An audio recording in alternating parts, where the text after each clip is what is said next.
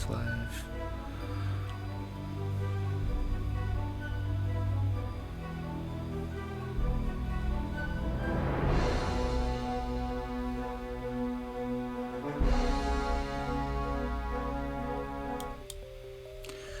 Okay. Hi, everyone. I hope everyone has had a good week and not frozen to death. I'd really prefer you not to freeze to death because, as I understand it, it is a very bad way to die.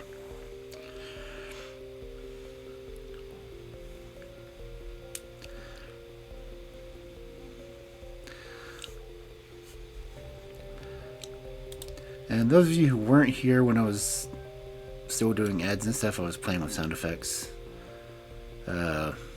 I just have them on points, and they do not show on my VOD. Sorry, but I do have to keep you guys somewhat sane, but you may try to get me to crack up as much as you want. I will try to do everything straight reading. But honestly, I like some of the ones I put on there. I didn't massively point load them.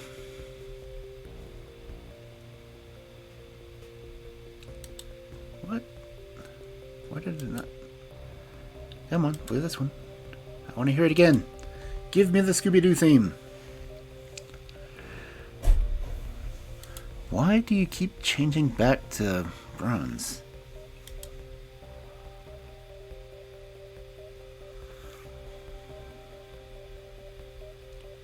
Is it not going to let me do it more than once? I mean, we're doing mysteries. We might as well get Scooby-Doo. Come on.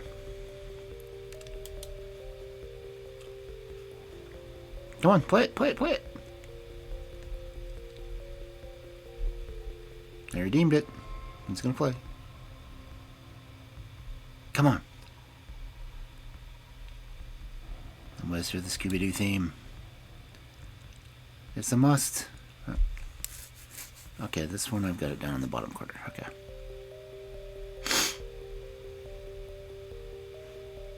Where is it?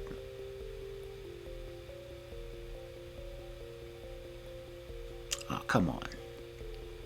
Really?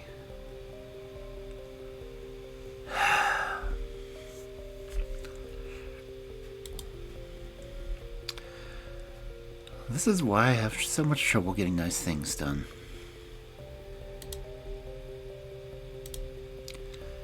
And I'm actually getting to do the beta test for the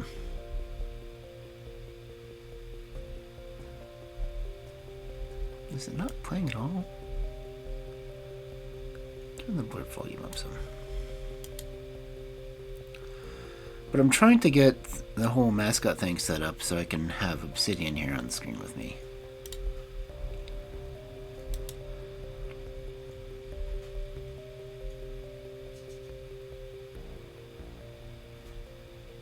Okay, this one you play?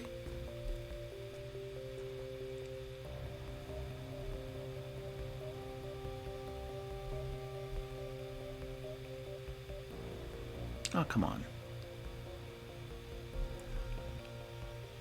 Okay. That one played at least. It's just really delayed.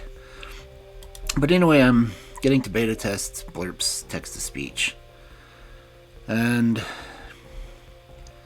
it is unfortunately going to be one of the ones that I could not get it so it was bits. Well, could not get it so it was not bits. Turn the blurb up because it's not. Where's my whispers? Spooky whispers.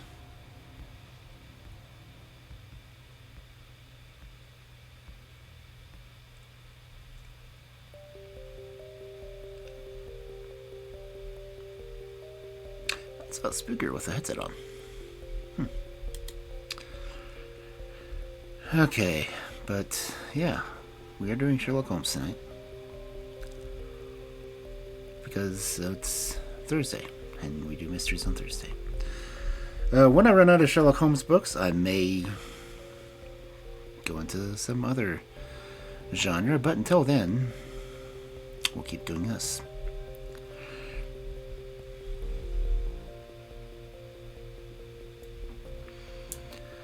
Oh yeah, I am going to try to stream on Monday, because, might as well, it's my birthday. I'm just going to go ahead and do more of Storyteller to see if I can get all those freaking stamps on what I'm missing, so it'll probably be very boring, but if you want to come by all means you can. I've been looking at some other games to play, but since my computer sucks at playing games, I really don't know what to do.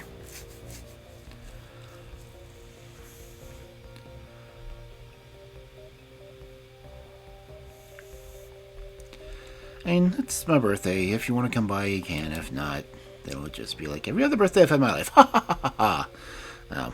But really. Let's go ahead and get over to the study before I completely lose my mind. And here we are.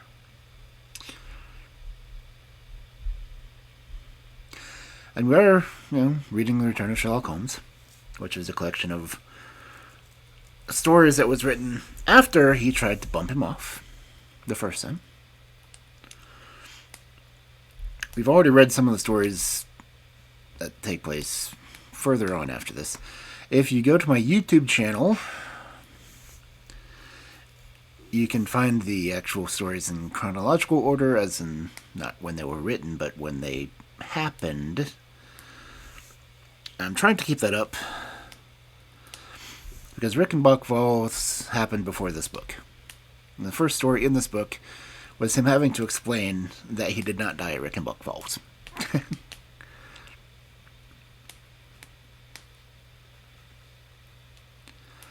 But it is almost 9:10 already, so we really need to get into the book.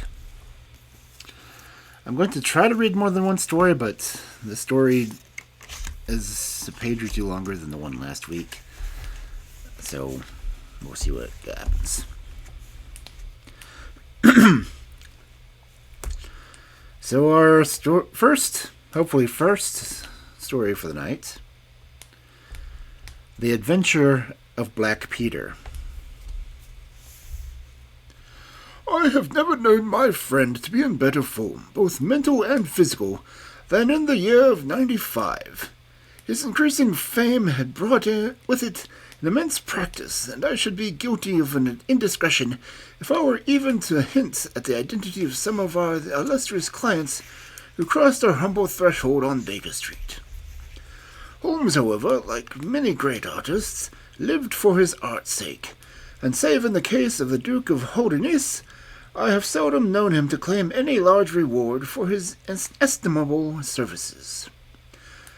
So unworldly was he, and so capricious, that he frequently refused his help to the powerful and wealthy where the problem made no appeal in his sympathies, while he would devote weeks of most intense application to the affairs of some humble client whose case presented some strange and dramatic qualities which appealed to his imagination and challenged his ingenuity.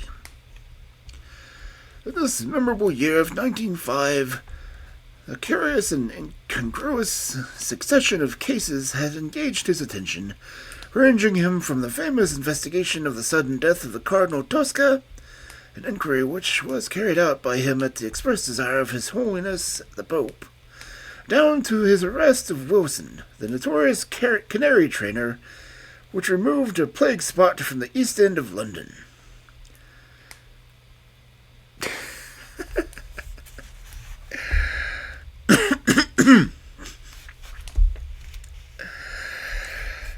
Close on the heels of these two famous cases came the tragedy of Woodman's Lee, and the very obscure circumstances which surround the death of Captain Peter Carey. No record of the doings of Mr. Holmes should be complete without including some account of this very unusual affair.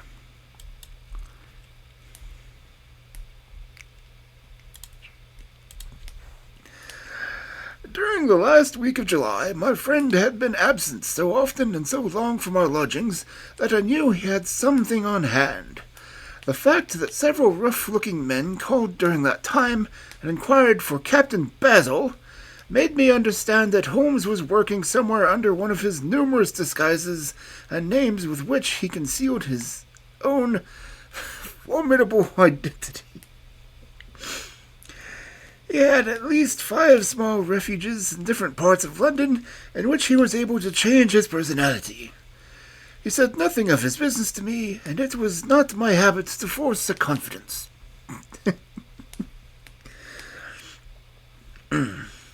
The first positive sign which he gave me of the direction which his investigation was taking was an extraordinary one. He had gone out before breakfast, and I had sat down to mine, when he strode into the room, his hat upon his head, and a huge barbed-headed spear tucked under his arm like an umbrella. "Good gracious, Holmes," I cried. "You don't mean to say that you have been walking about London with that thing?" "I drove to the butcher's and to work." "The butcher's?" "And I returned with an excellent appetite. There can be no question, my dear Watson, of the value of exercise before breakfast. But I am prepared to bet that you will not guess the form that my exercise has taken." "I will not attempt it." He chuckled as he poured out the coffee. "If you could have looked at Alderon's black shop, you would have seen a dead pig swung on from a hook in the ceiling, and a gentleman on his shirt sleeves furiously stabbing at it with this weapon. I was that energetic person, and I have satisfied myself by no exertion of my strength can transfix a pig with a single blow.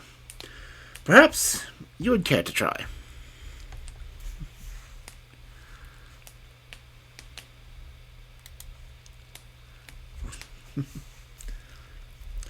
"Not for worlds. But where are you going this?" "Because it seemed to me to have an indirect bearing upon the mystery of Woodman Lee.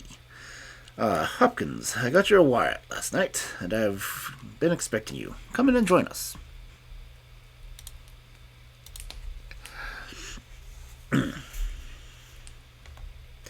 Our visitor was an exceedingly alert man, 30 years of age, dressed in a quiet tweed suit, but retaining the erect bearing of one who was accustomed to an official uniform.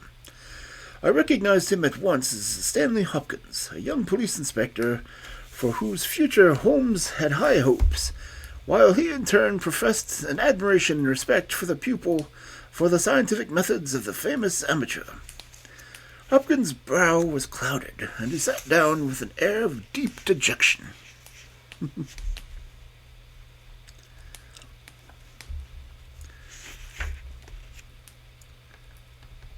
"No, thank you, sir. I breakfasted before I came round.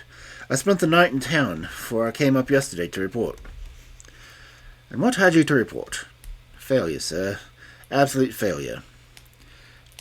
"You've made no progress?" "None." "Dear me, I must have a look at the matter." "I wish to heavens that you would, Mr. Holmes. It's my first big chance, and I'm at my wit's end. For goodness sake, come down and lend me a hand." Well, it just happens that I have already read the available evidence, including the report of the inquest, with some care. But what do you make of the tobacco pouch found in the scene of the crime? Is there no clue there?" Hopkins looked surprised. "It was a man's own pouch, sir. His initials were made inside it, and it was sealskin, like an old sealer." "But he had no pipe."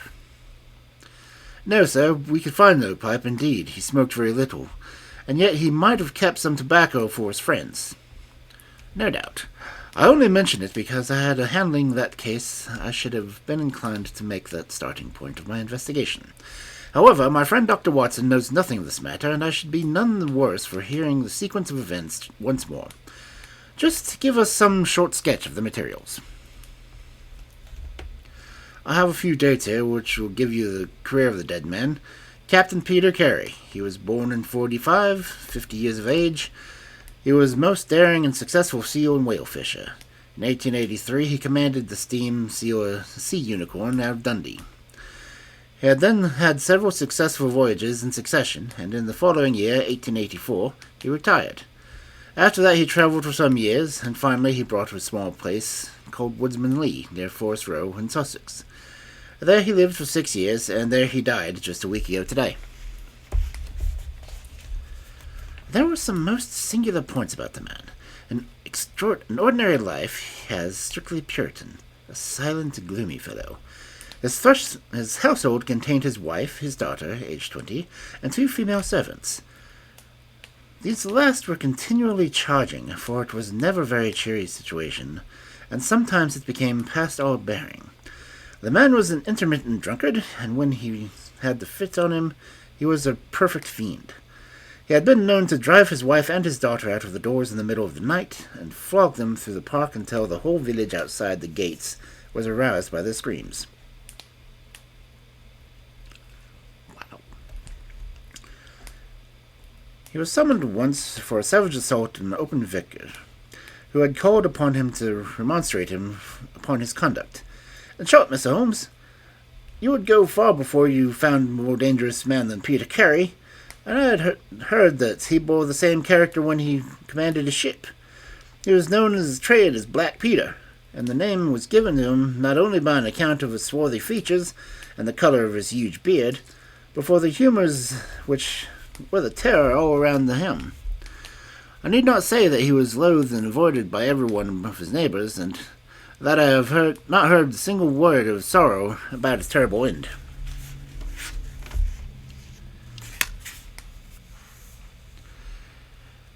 You must have read the account of the inquest of the man's cabin, Mr. Holmes, but perhaps your friend here has not heard of it. He had built himself a wooden outhouse. He always called it the cabin, a few hundred yards from his house, and it was there where he slept every night. It was a single one-roomed hut, 16 feet by 10. He kept the key in his pocket, made his own bed, cleaned it himself, and allowed no other foot to cross the threshold. There are small windows on each side, which were covered by curtains and never opened. One of those windows was turned towards the high road, and when the light burned in the night, the folk used to point at it and each other and wonder what Black Peter was doing in there. That's the window, Mr. Holmes, which gave us a few bits of positive evidence that came out in the inquest.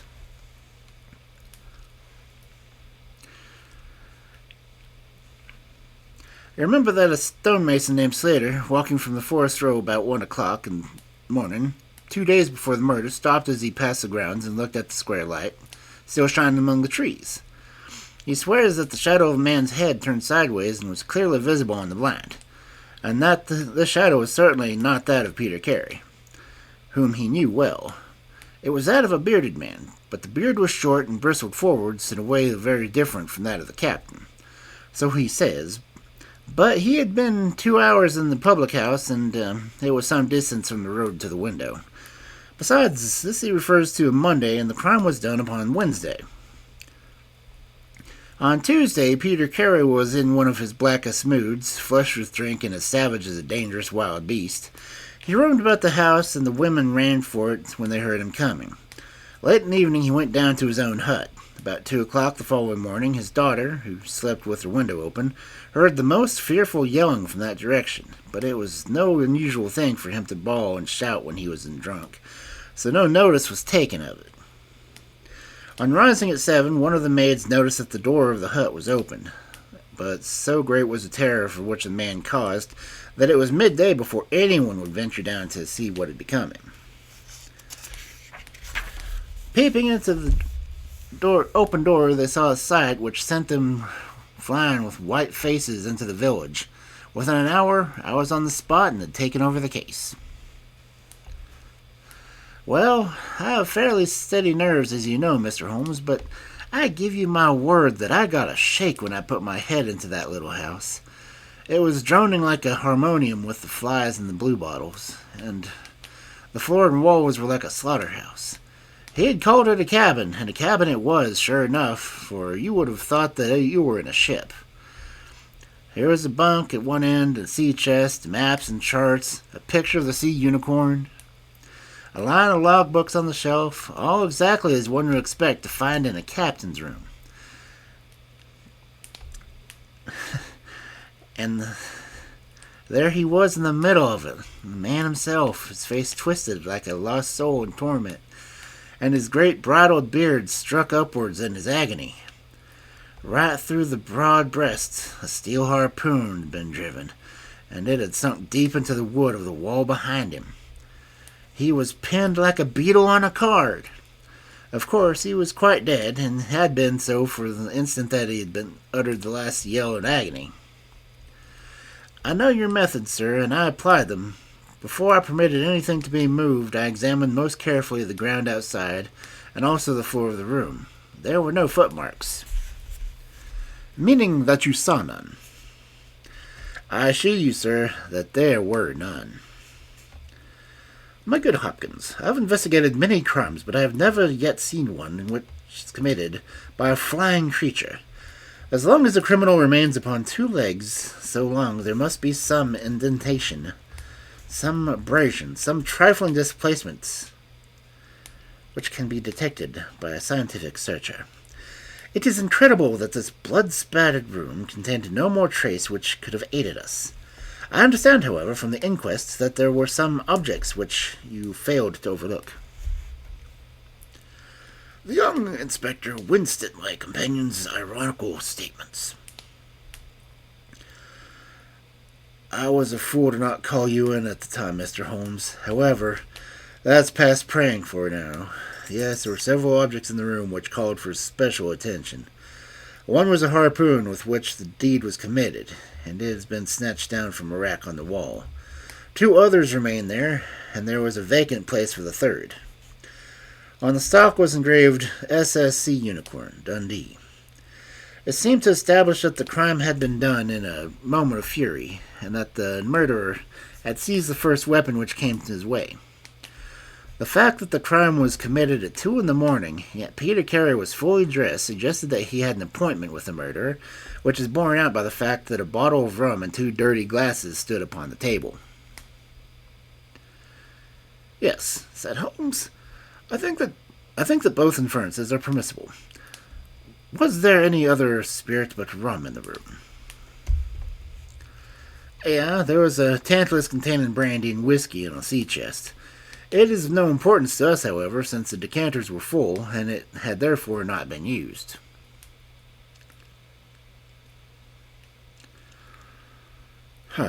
For all that its presence has some significance, said Holmes. However, let us hear some more about the objects which do seem to bear upon the case. There was a tobacco couch upon the table. What part of the table? It lay in the middle. It was, of course, sealskin and straight-haired skin, with a leather thong to bind it. Inside was PC on the flap. There was half an ounce of strong ship's tobacco in it. Excellent. What more? Stanley Hopkins drew from his pocket a drab-colored notebook. The outside was rough and worn, the leaves discolored. On the first page were written the initials J.H.N. and the date 1883. Holmes laid it out on the table and examined it in his minute way, while Hopkins and I gazed over each shoulder. On the second page were the printed letters C.P.R. Then came several sheets of numbers. Another heading was Argentine, another Costa Rica, and another San Paulo. Each of the pages were signs and figures after it. What do you make of these? Asked Holmes. To be the stock exchange securities. I thought that JHN were the initials of the broker, and CPR may have been his client. Try Canadian Pacific Railway, said Holmes. Stanley Hopkins swore between his teeth and struck his thigh with a clenched hand. What a fool I've been, he cried. Of course, it is as you say, then JHN are the initials we have to solve. I've already examined the old stock exchange lists, and I can find no one in 1883, either in this house or among the outside brokers whose initials correspond with these. Yet I feel that the clue is the most important one that I told. You will admit, Mr. Holmes, that there is a possibility that these initials are those of a second person who was present, in other words, the murderer. I would argue that the introduction into the case The document relating the large masses of valuable securities gives us the first sign of some indication of a motive for the crimes. Sherlock Holmes's face showed that he was thoroughly taken aback by the new development. "I must admit both of your points," said he. "I confess that this notebook, which did not appear in the inquest, modifies any views which I may have formed. I had come to the theory of a crime in which I can find no place for this. Have you endeavored to trace any of the securities here mentioned?" "Inquiries are now being made at the offices, but I fear the complete register of the stockholders of these South American concerns is in South America, and that some weeks may elapse before we can trace the shares." Holmes had been examining the cover of the notebook with his magnifying lens. "Surely there's some discoloration here," he said. "Yes, sir, it is a blood stain. I told you that we picked the book off the floor." "Was the blood stain above or below?" "On the side next to the boards." "Which proves, of course, that the book was dropped after the crime was committed." "Exactly, Mr. Holmes. I appreciated that point and conjectured that it was dropped by the murderer in his hurried flight. It lay next to the door." "I suppose that none of these securities have been found among the property of the dead man?" "No, sir." "Have you any reason to suspect robbery?" "No, sir. Nothing seemed to have been touched." "Dear me, it certainly is a very interesting case. Then there's the knife. Was there not?" "A sheath knife, still in its sheath. It lay at the feet of the dead man. Mrs. Carey had identified it as being her husband's property." Holmes was lost in thought for some time. "Well," said he at last, "I suppose I shall have to come out and have a look at it." Stanley Hopkins gave a cry of joy. "Thank you, sir. That will be a weight off my mind." Holmes shook his finger at the inspector. "I would have been an easier task a week ago," he said, "but even now my visits may not be entirely fruitless. Watson, if you have any time to spare, I should be very glad of your company."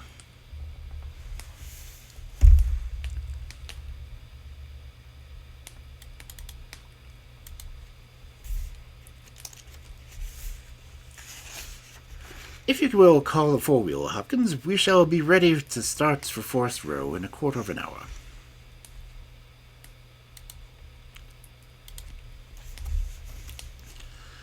Alighting at the small wayside station, we drove for some miles through the remains of widespread woods, which were once part of the great forest for so long held by Saxon invaders at bay. The impenetrable Weald, for 60 years the bulwark of Britain. Vast sections of it have been cleared, for this the seat of the first ironworks of the country, and the trees have been felled to smelt the ore. Now the richer fields of the north have absorbed the trade, and nothing save those ravaged groves and great scars of the earth show the work of the past. Here in the clearing upon the green slope of the hill stood a long and low stone house, approached by a curving drive running through the fields. Near the road, and summoned on 3 sides of bushes, was a small outhouse, one window and door facing in our direction. It was the scene of the murder.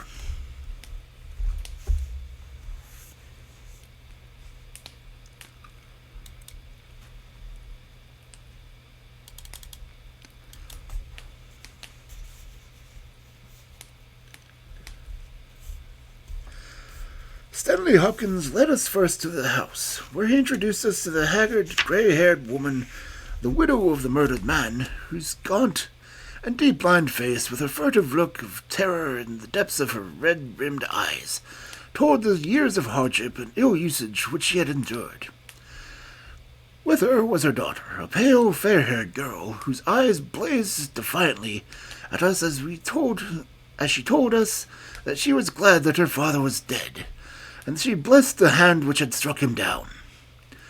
It was a terrible household that Black Peter Carey had made for himself, and it was a sense of relief that found ourselves in the sunlight again, and making our way along the path which had been worn across the fields by the feet of the dead man.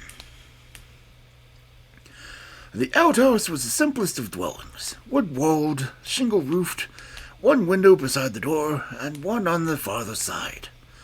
Suddenly Hopkins drew the key from his pocket and had stooped to the lock, when he paused with a look of attention and surprise upon his face. "Someone has tampered with it," he said. There could be no doubt of the fact. The woodwork was cut, and the scratches showed white through the paint, as if it had been at instant done. Holmes had been examining the window. "Someone has tried to force this also.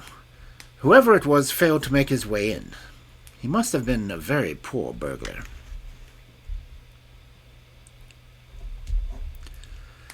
"This is a most extraordinary thing," said the inspector. "I could swear that these marks were not here yesterday evening." "Some curious person from the village, perhaps," I suggested. "Very unlikely. Few of them would dare to step foot on the grounds, far less to try to force their way into the cabin. What do you think of it, Mr. Holmes?" "I think that fortune is very kind to us." "You mean that the person will come again?" "It is very probable. He came expecting to find the door open. He tried to get it open with the blade of a very small penknife. He could not manage it. What would he do?" "Come again the next night. Are you more useful tool?" "So I should say. It will be our fault if we are not there to receive them.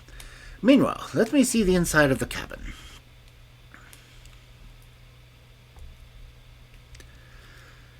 The traces of the tragedy had been removed, but the furniture within the little room stood still as it had been on the night of the crime. For 2 hours, with most intense concentration, Holmes examined every object in turn, but his face showed that his quest was not a successful one. Once again he paused on his patient investigation. "Have you taken anything off this shelf, Hopkins?" "No, I haven't moved back anything." "Something has been taken. There is less dust in this corner of the shelf than elsewhere. It may have been a book lying on its side. It may have been a box. Well, I can do nothing more. Let us walk in these beautiful woods, Watson, and give a few hours to the birds and to the flowers. We shall meet you here later, Hopkins, and see if we can come into closer quarters with the gentleman who has paid the visits last night."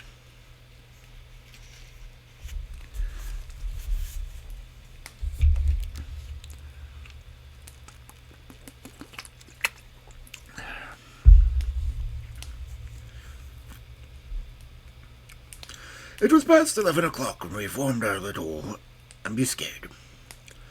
Hopkins was for leaving the door of the hut open, but Holmes was in the opinion that this would rouse the suspicions of the stranger. The lock was a perfectly simple one, and only a strong blade was needed to push it back. Holmes also suggested that we should wait not inside the hut, but outside it among the bushes which grew around the farther window. This way we should be able to watch our man if he struck the light, and see what his object and have a stealthy nocturnal visit.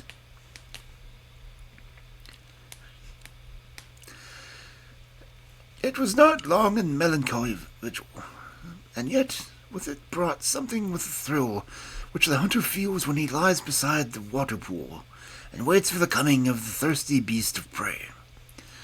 What savage creature was it which might steal upon us out of the darkness? Was it the fierce tiger of crime, which could take only fighting hard and flashing fang and claw?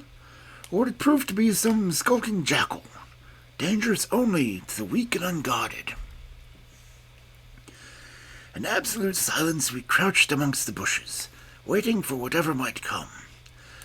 At first the steps of a few belated villagers, or the second voices of the village, lighted our vigil. But one by one these interruptions died away to an absolute stillness which fell upon us, save for the chimes of the distant church, which told us of the progress of the night, and for the rustle and whisper of the fine rain falling amid the foliage which roofed us.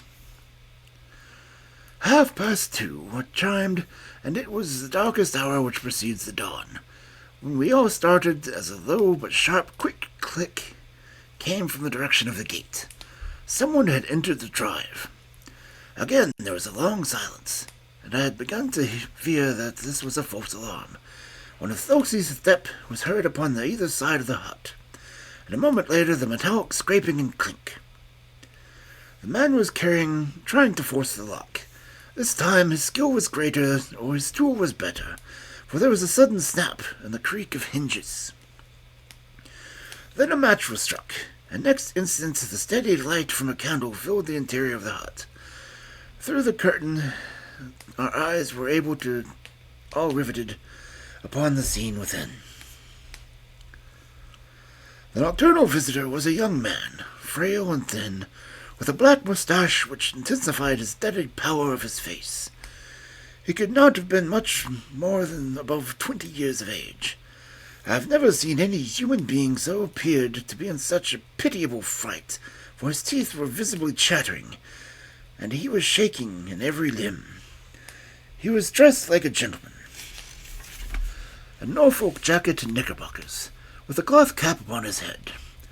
We watched him staring round with frightened eyes, and then he laid the candle end upon the table and disappeared from our view into one of the corners. He returned with a large book, one of the logbooks, which formed a line upon the shelves. Leaning on the table, he rapidly turned over the leaves of this volume until he came to an entry which he sought. Then, with an angry gesture, he clenched his fist and closed the book and replaced it in the corner, and then put out the light. He had hardly turned to leave the hut when Hopkins' hand was on the fellow's collar, and I heard his loud gasp of terror as he understood that he was taken. The candle was relit, and there was our wretched captive shivering and cowering in the grasp of the detective. He sank down upon the sea-chest and looked helplessly from one of us to the other. "Now, my fine fellow," said Stanley Hopkins, "who are you, and what do you want here?" The man pulled himself together and faced us with an effort at self-composure. "You're detectives, I suppose," said he. "You can imagine I'm connected with the death of Captain Peter Carey. I assure you that I'm innocent." "We'll see about that," said Hopkins. "First of all, what is your name?" "It's John Hopley Nelligan." I saw Holmes and Hopkins exchange a quick glance. "What are you doing here?" "Can't I speak confidently?" "No, certainly not."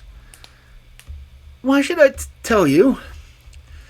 If you have no answer, it may go badly for you at the trial." The young man winced. "Well, I will tell you," said he. "Why should I not? And yet I hate to think of the old scandal gaining a new lease in life. Did you ever hear of Dawson and Nelligan?" I could see from Hopkins' face that he'd never had, but Holmes was keenly interested. "You mean the West Country bankers?" he said. "They failed for $100,000, ruined half the country families, and Cornwall and Nelligan disappeared." "Exactly, and Nelligan was my father." At last we were getting something positive, and yet it seemed a long gap between the absconding banker and Captain Peter Carey pinned against the wall with his own harpoon. We all listened intently to the young man's words.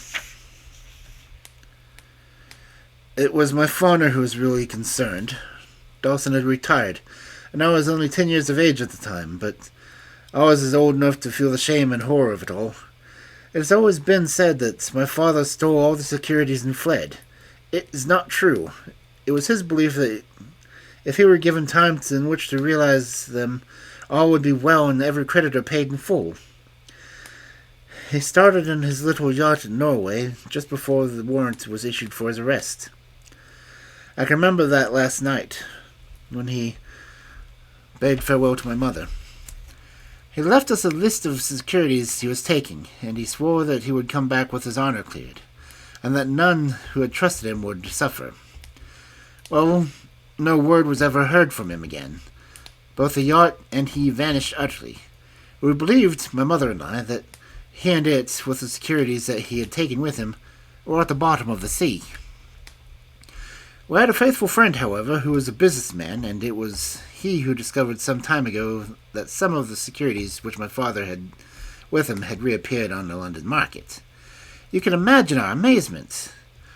I spent months in trying to trace him, and at last, after many doubtings and difficulties, I discovered that the original seller had been Captain Peter Carey, the owner of this hut.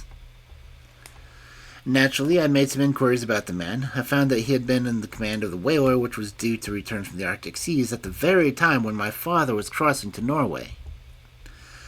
The autumn of the year was a stormy one, and there were a long succession of southerly gales. My father's yacht may have been blown off to the north, and there met with Captain Peter Carey's ship. If that were so, what had become of my father? In any case, if I could prove from Peter Carey's evidence how these securities came to my market, it would prove that my father had not sold them, and that he had no view of personal profit when he took them. I came to Sussex with the intention of seeing the captain, but it was at this moment that this terrible death occurred. I read the inquest's description of this captain, and when it was stated that the old logbooks of the vessel were preserved in it, it struck me that I could use what occurred to the month of August 1883 on board of the Sea Unicorn. I might settle the mystery of my father's fate. I tried last night to get into the logbooks, but it was unable to open the door. I tried tonight again and succeeded, but I find that the pages which deal with the month have been torn out from the book. It was at that moment I found myself a prisoner at your hands. "Is that all?" asked Hopkins. "Yes, that is all." His eyes shifted as he said it. "You have nothing else to tell us?" He hesitated. "No, there's nothing." "You have not been here before last night?" "No." "Then how do you account for that?" cried Hopkins as he held the damning notebook, with the initials of our prisoner and the first leaf of the blood stained on the cover. The wretched man collapsed. He sank his face in his hands and trembled all over. "Where did you get that?" he groaned. "I did not know. I thought I had lost it at the hotel." "That is enough," said Hopkins sternly. "Whatever else you have to say, you must say in court. You will walk down with me now to the police station. Well, Mr. Holmes, I am very much obliged to you and to your friend for coming down to help me. As it turns out, your presence was unnecessary, and I would have brought the case to a successful issue without it. But nonetheless, I am very grateful. Rooms have been reserved for you at the Brambleton Hotel, and you can walk to town to the village together." "Well, Watson, what do you think of it?" asked Holmes as we travelled back next morning. "I can see that you are not satisfied." "Oh, yes, my dear Watson, I am perfectly satisfied. At the same time, Stanley Hopkins' method did not commend themselves to me. I am disappointed in Stanley Hopkins. I had hoped for better things from him. One should always look for a possible alternative and provide against it. It is the first rule of criminal investigation." "What, then, is the alternative?" "The line of investigation which I have myself been pursuing. It may give us nothing, I cannot tell, but at least I shall follow it to the end." Several letters were waiting for Holmes at Baker Street. He snatched one of them up and opened it and burst out into a triumphant chuckle of laughter. "Excellent, Watson. The alternative develops. Have your telegraph forms. Just write a couple of messages for me. Summer, shipping, agent, Ratliff Highway. Send 3 men on to arrive 10 tomorrow morning. Basil." That's my name in those parts. The other is Inspector Stanley Hopkins, 46 Lord Street, Brixton. Come breakfast tomorrow at 9:30. Important. Why if unable to come? Sherlock Holmes. There, Watson. The infernal case has haunted me for 10 days. I hereby banish it completely from my patience. Tomorrow I trust that we shall hear the last of it forever. Sharp at the hour named, Inspector Stanley Hopkins appeared, and we sat down together to an excellent breakfast made by Mrs. Hudson. The young detective was in high spirits at his success. "You really think that your solution must be correct?" "That's Holmes. I could not imagine a more complete case." "It did not seem to me to be conclusive." "You astonish me, Mr. Holmes. What more could one ask for?" "Does your explanation cover every point?" "Undoubtedly. I find that young Nelgian arrived at the Bramley Hotel on the very day of the crime. He came to the pretense of playing golf. His room was on the ground floor, and he could get out of it when he liked. That very night he went to Woodmansley, saw Peter Carey at the hut, quarreled with him, killed him with the harpoon. Then, horrified by what he had done, he fled out of the hut, dropping the notebook which he had brought with him in order to question the Peter Carey about these different securities. You may have observed that some of them were marked with ticks, and the others, the great majority, were not. Those which are ticked have been traced to the London market, but the others presumably were still in possession of Carey.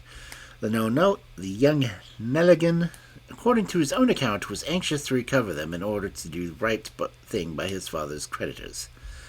After his flight he did not dare to approach the hut again for some time, but at last he forced himself to do it in order to obtain the information which he needed.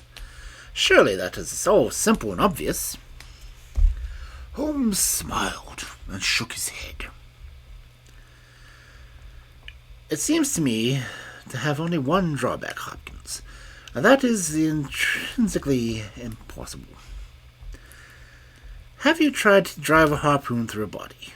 No? Tut, tut, my dear sir. You must really pay attention to those details. My friend Watson could tell you that I spent a whole morning in that exercise. It is no easy matter, and requires a strong and practiced arm. But this blow is delivered with such violence that the head of the weapon sank deep into the wall. Can you imagine this little amnesiac youth capable of so frightful an assault? Is he the man who hobnobbed in rum and water with Black Peter in the death of the night? Was it his profile that was seen in the blind 2 nights before? No, Hopkins. It was another and more formidable person whom we must seek." The detective's face had grown longer and longer during Holmes's speech. His hopes and his ambitions were all crumbling about him, but he would not abandon his position without a struggle. "You can't deny that Nelligan was present that night, Mr. Holmes. The book will prove that. I fancy that I have the evidence enough to justify the jury, even if you are able to pick a hole in it. Besides, Mr. Holmes, I have laid my hand upon my man. As to this terrible person of yours, where is he?" "I rather fancy that he is on the stair," said Holmes serenely. "I think, Watson, that you would do well to put that revolver where you can reach it." He rose and laid the written paper upon the table-side. "Now, we are ready," he said. There had been some talking in gruff voices outside, and now Mrs. Hudson opened the door to say that there were 3 men inquiring for Captain Basil. "Show them in one by one," said Holmes. The first who entered was a little ribstone pippin of a man, with ruddy cheeks and fluffy white side whiskers. Holmes had drawn a letter from his pocket.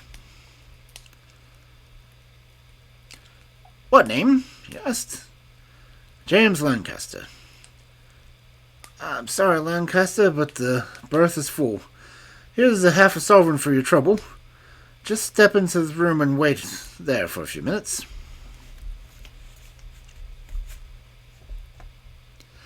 The second man was a long, dried-up creature, his lank hair and shallow cheeks.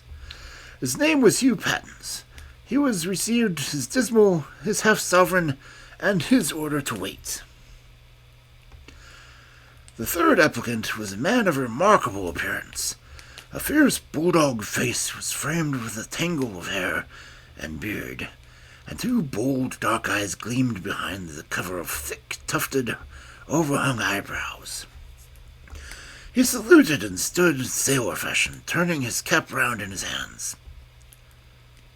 Your name? asked Holmes. Patrick Carnes. Harpooner? Yes, sir. 26 voyages. Dundee, I suppose. Yes, sir. Are you ready to start with an exploring ship? Yes, sir. What wages? £8 a month. Could you start at once? As soon as I get my kit. Have you your papers? Yes, sir. He took a sheaf of worn and greasy forms from his pocket. Holmes glanced over them, then returned them. You are just the man I want, he said. Here's the agreement on the side table. If you sign it, the whole matter will be settled. The seaman lurched across the room and took up a pen. Shall I sign it here? He asked, stooping over the table. Holmes leaned over his shoulder and passed both hands over his neck. This will do, he said. I heard a click of steel and a bellow like an enraged bull. The next instant, Holmes and the seaman were rolling on the ground together. He was a man of such gigantic strength that, even with the handcuffs Holmes had so deftly fastened upon his wrists, he would have quickly overpowered my friend had Hopkins and I not rushed in to the rescue. Only when I pressed the cold muzzle of the revolver to his temple did he at last understand that resistance was in vain.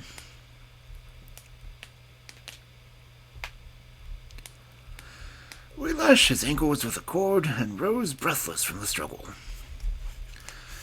I must really apologize, Hopkins, said Sherlock Holmes. I fear that the scrambled eggs are cold. However, you will enjoy the rest of your breakfast all the better. Will you not? For the thought that you have brought your case to a triumphant conclusion. Stanley Hopkins was speechless with amazement. I don't know what to say, Mr. Holmes, he blurted out at last with a very red face. It seems to me that I have been making a fool of myself from the beginning.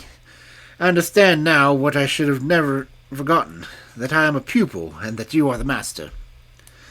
Even now I have seen what you have done, but I don't know how you did it, or what it signifies. Well, said Holmes good-naturedly. We all learn by experience, and your lesson this time is that you should never lose sight of the alternative.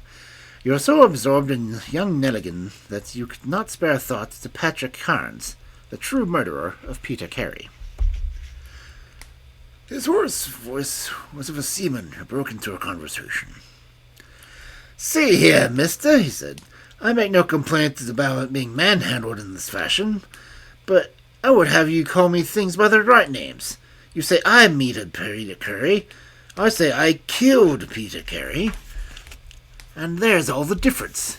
Maybe you didn't believe what I say, but maybe you think I'm just slinging you in a yarn. Not at all, said Holmes. Let us hear what you have to say.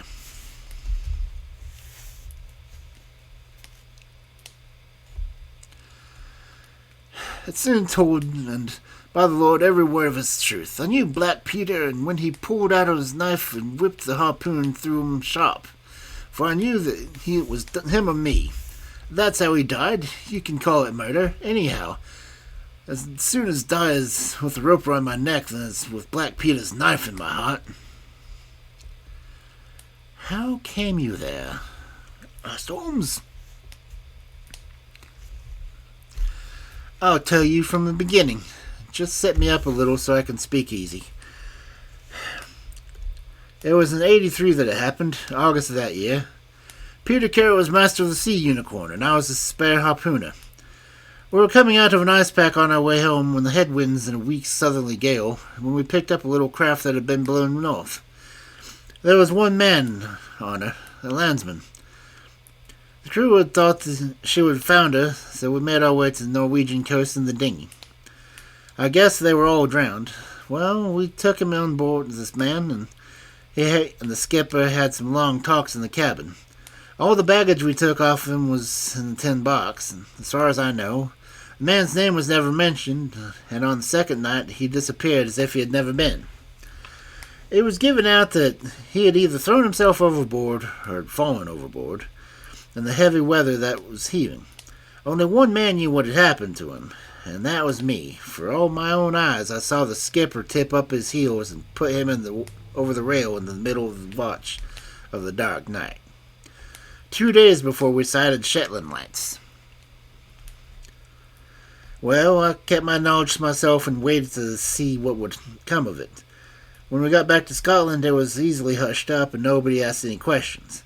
A stranger died by an accident, and it was nobody's business to inquire. Shortly after, Peter Carey gave up the sea, and it was long years before I could find where he was. I guess that he should have done the deed for the sake of what was in that tin box, and that he could afford now to pay me well for keeping my mouth shut. I found out where he was, though, the sailor man that had met him up in London, and down I went to squeeze him. The first night, he was reasonable enough, and I was ready to give what would make me a free man in the life of sea. We were in a fix till 2 nights later, when I came and found him drunk 3 parts and in a vile temper. We sat down and we drank and we yarned about the old times, but the more he drank, the less I liked the look on his face. I spotted that harpoon on the wall, and I thought I might need it before I was through. Then at last he broke out at me, spitting and cursing and murder in his eyes and a great clasp knife in his hand. He had not time to get it from the sheath before I had the harpoon through him. Heavens, what a yell he gave, and his face gets between me and my sleep. I stood there with his blood splashing around me and waited for a bit, but all was quiet, so I took heart once more. I looked around and there was a tin box on the shelf. I had as much right to it as Peter Carey anyhow, so I took it with me and left the hut. Like a fool, I left my bucky patch on the table. Now I'll tell you the queerest part of the whole story. I had hardly got outside the hut when I heard something coming, and I hid myself among the bushes. A man came slinking along, went into the hut, and gave a cry as if he had seen a ghost, and legged it as fast as he could until he was out of sight. Who he was and what he wanted is more than I can tell. For my part, I walked 10 miles, got on a train to Tunbridge Wells, and so reached London, and no one was the wiser. Well, then I came to examine the box, and I found that there was no money in it, nothing but papers that I could not dare to sell. I had lost my hold on Black Peter and was stranded in London without a shilling. There was my only trade left. I saw these advertisements about harpooners and high waves, and I went to the shipping agents, and they sent me here.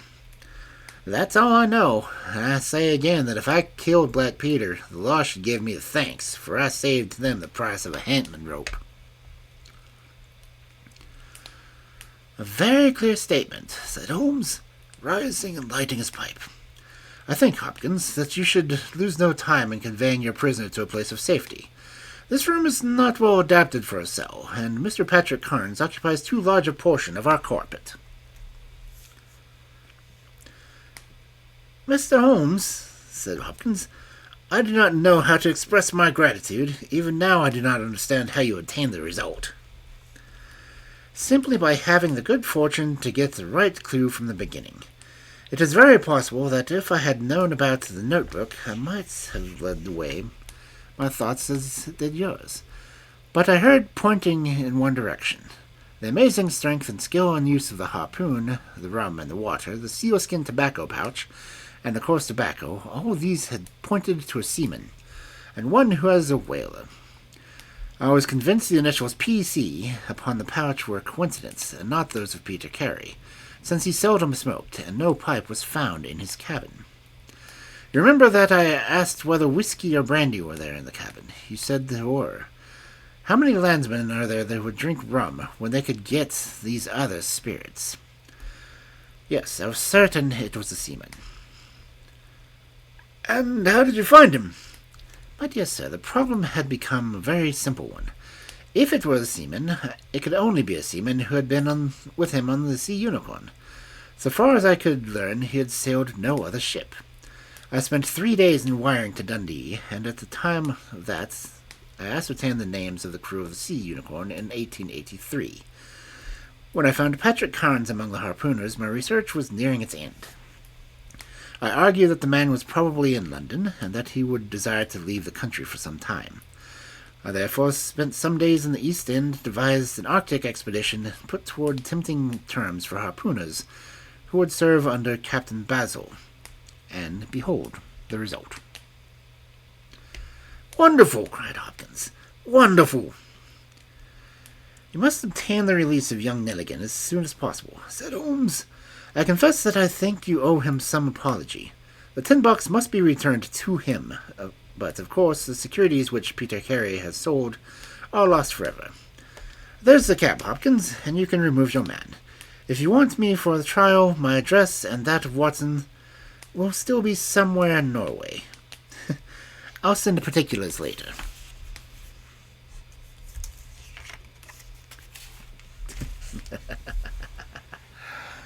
Oh. Thank you for the raid, Matsu. I got to hear what the new sound effect was.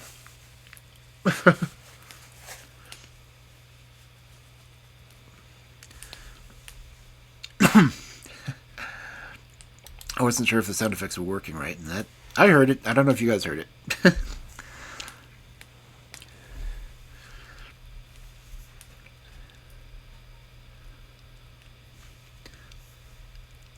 And you'd be going through and testing all the new redeems. The board redeems. I'm going to be beta testing their text-to-speech eventually. I just need to get everything else set up for it. In fact, I don't know if it's set on the... Where is it? Oh, okay. The text-to-speech is... Oh, it's all bits.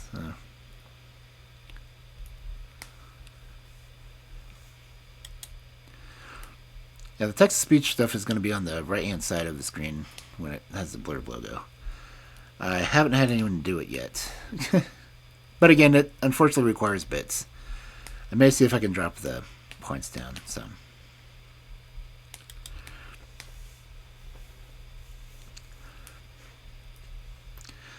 And are we still in ads, or is the ads over?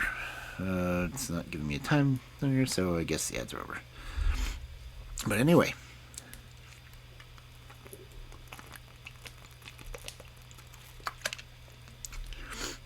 And thank you for the hydrate blank I did drink.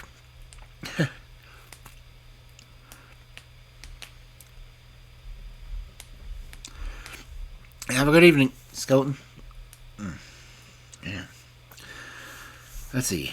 I might be able to get one more done. So, because that one was 13 pages. The next one is only 9, I think. Let me make sure.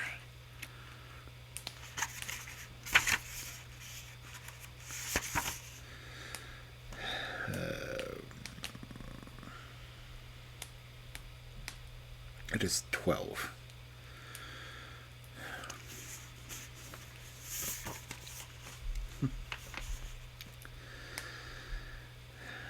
So it's... Oh, this one was the one... No, this one was 13 pages. The next one is 12. Got an hour. Yeah, I'll go ahead and try to do it.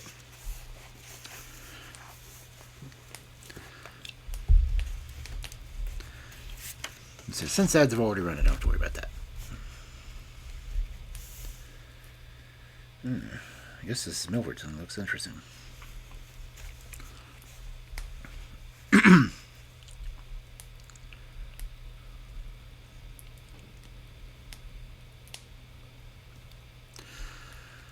So, getting into the second story for the evening.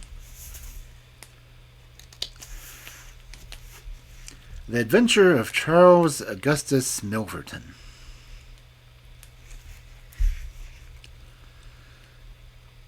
It is years since the incidents of which I speak took place, and yet it is with diffidence that I allude to them. For a long time, even with the utmost discretion and reticence, it would have been impossible to make the facts public. But now the principal person concerned is beyond the reach of human law, and with due suppression of story may be told in such a fashion as to injure no one. It records an absolutely unique experience in the career both of Sherlock Holmes and myself. The reader will excuse me if I conceal the date or any other fact which might trace the actual occurrence. We had been out for one of our evening rambles, Holmes and I, and had returned about 6 o'clock in a cold, frosty winter's evening. Holmes turned up the lamp, and light fell upon the card on the table. He glanced at it, and then, with an ejaculation of disgust, threw it on the floor. I picked it up and read, Charles Augustus Milverton, Appledore Towers, Agent, Hampstead. Who is he? I asked. The worst man in London, Holmes answered as he sat down and stretched his legs before the fire. Is anything on the back of the card? I turned it over. Will call at 6:30 c.a.m., I read. He's about due. Do you feel a creeping, shrinking sensation, Watson, when you stand before the serpents in the zoo and see them slithering, gliding, venomous creatures with their deadly eyes and wicked, flattened faces? Well, that's how Milverton impresses me. I had to do with 50 murders in my career, but the worst of them never gave me the repulsion which I have for this fellow. And yet I can't get out of doing business with him. Indeed. He is here at my invitation. But who is he? I'll tell you, Watson. He is the king of all blackmailers. Heaven help the man, and still more the woman, whose secret and reputation come into the power of Milverton. With a smiling face and heart of marble, he will squeeze and squeeze until he has drained them dry. The fellow is a genius in his way, and would have made his mark in some more savory trade. His method is as follows. He allows it to be known that he is prepared to pay a very high sum for letters which comprise people of wealth or position. He receives these wares not only from the treacherous valets and maids, but frequently from genteel ruffians who have gained the confidence and affection of trusting women. He deals with no niggard hand. I happen to know that he paid £700 to a footman for a note 2 lines in length, and that's the ruin of the noble family which was result. Everything which is in the market goes to Milverton, and there are hundreds in this great city who turn white at his name. No one knows where his grip may fall, for he is too rich and too cunning to work from hand to mouth. He will hold back a card for years in order to play it at the moment when the stake is best and worth winning. I have said that he is the worst man in London, and I would ask you how you could compare the ruffian who in hot blood bludgeons his mate with this man, who methodically and at his leisure tortures the soul and wrings the nerves in order to add to his already swollen money bags.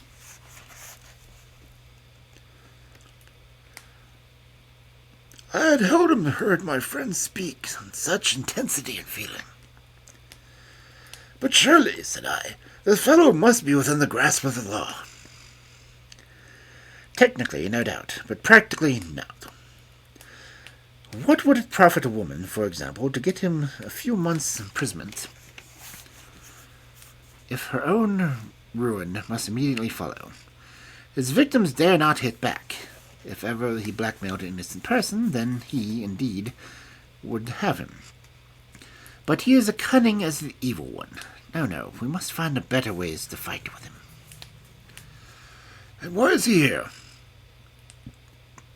Because an illustrious client has placed her piteous case in my hands. It is the Lady Eva Blackwell, the most beautiful debutante of last season. She is to be married in a fortnight to the Earl of Dovercourt. This fiend has several imprudent letters.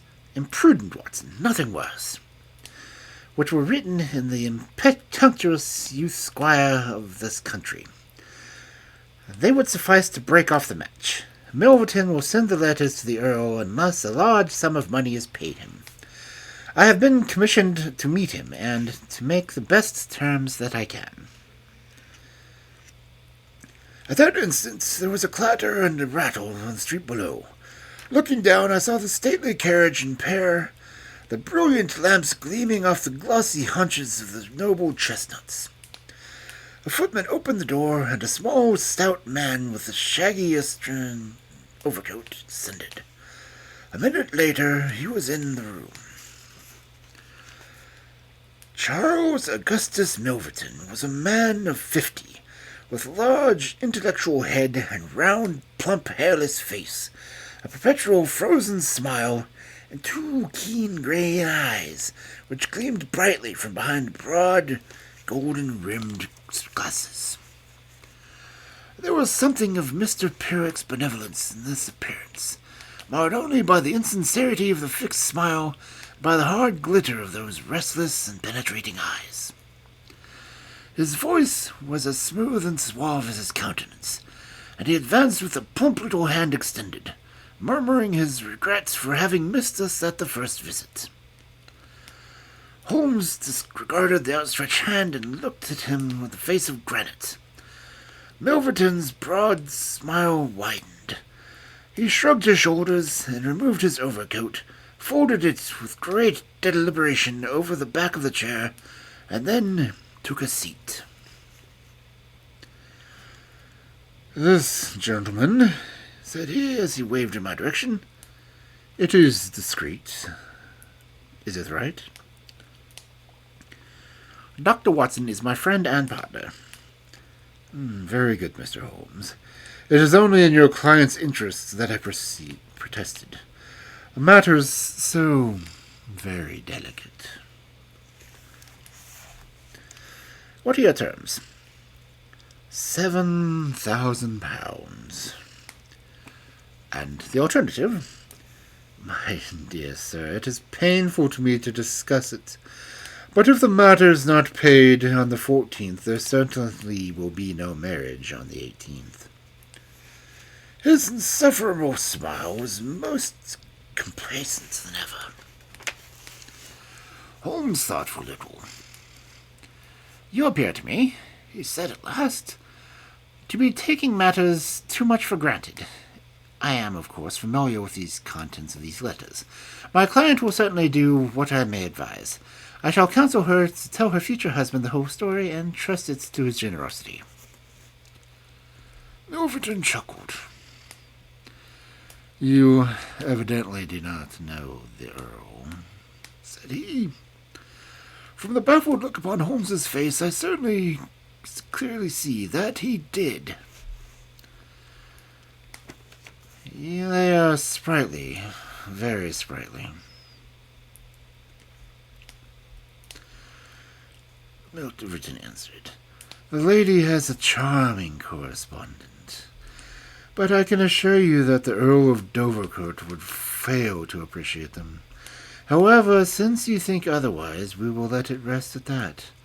It is purely a matter of business. If you think that it is in the best interests of your client that these letters should be placed in the hands of the Earl, then you would indeed be foolish to pay so large a sum of money to regain them." He rose and seized his astrachan coat. Holmes was grey with anger and mortification. "Wait a little," said he. "You got too fast. We should certainly make every effort to avoid scandal in so delicate a matter." Milverton relapsed into his chair.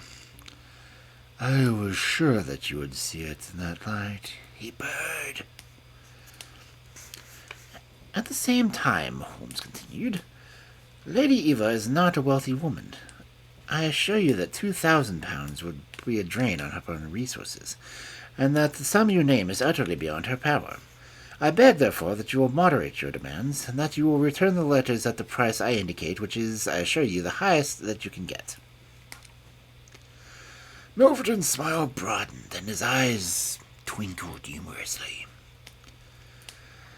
"I am aware that you say what is true about the lady's resources," he said. "At the same time, you must admit that the occasion of a lady's marriage is very suitable time for her friends and relatives to make some little effort upon her behalf. They may hesitate as to an acceptable wedding present. Let me assure them that this little bundle of letters would give more joy than all the candelabra and butter dishes in London. It is impossible, said Holmes. Dear me, how unfortunate, cried Milverton, taking out a bulky pocketbook. I cannot help thinking that ladies are ill-advised in not making an effort. Look at this. He held up a little nose with a coat of arms upon the envelope. That belongs to, well, perhaps it is hardly fair to say the name until tomorrow morning. But at that time the lady will be in the hands of a lady's husband.